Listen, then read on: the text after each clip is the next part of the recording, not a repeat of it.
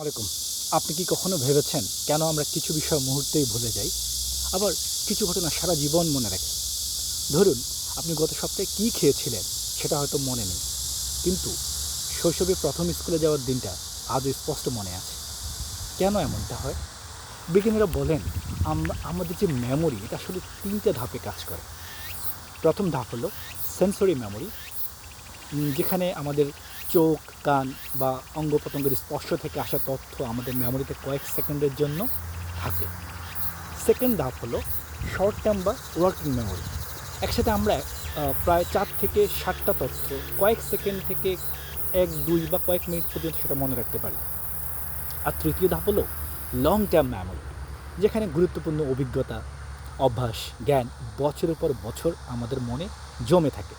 এখন প্রশ্ন আসছে বা আপনি করতে পারেন যে আমরা চাইলে আমাদের মেমোরিকে পাওয়ারফুল বা শক্তিশালী করতে পারি। উত্তর অবশ্যই পারি। গবেষণা বলছে কিছু প্র্যাকটিক্যাল কৌশল আছে। যেমন 1 নম্বরে হচ্ছে অ্যাক্টিভ রিকল। সেটা কি? শুধু পড়বেন না, পড়ার সময় নিজেকে প্রশ্ন করুন এবং উত্তর দিন। 2 নম্বর স্পেস রিপিটেশন। একসাথে বেশি মুখস্থ না করে বিরতি দিয়ে বারবার পড়ুন।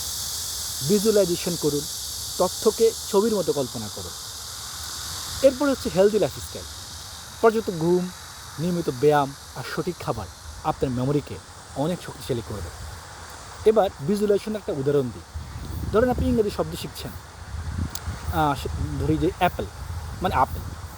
এই অ্যাপল শব্দটা শুনে আপনি শুধু অ্যাপলের সাথে লাল আপেল যদি কল্পনা করেন, লাল রং, লাল আপেল, তাহলে সেটা কয়েকদিন পর রিভিউ করেন, তাহলে কিন্তু সেটা সহজেই আপনার শর্ট টাইম মেমোরি থেকে লং টাইম মেমোরিতে চলে যাবে।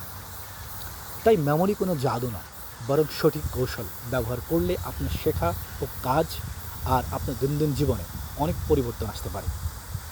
আপনার কি কখনো এমন হয়েছে যে পড়া মুখস্থ করার পরও হঠাৎ পরীক্ষা হলে সব ভুলে গিয়েছেন? কমেন্টে বিস্তারিত লিখুন। আর মস্তিষ্ককে শক্তিশালী করার আরও বৈজ্ঞানিক টিপস ও জানতে ফলো করুন Russell Raju academy. Thank you. Bye. আসসালামু আলাইকুম।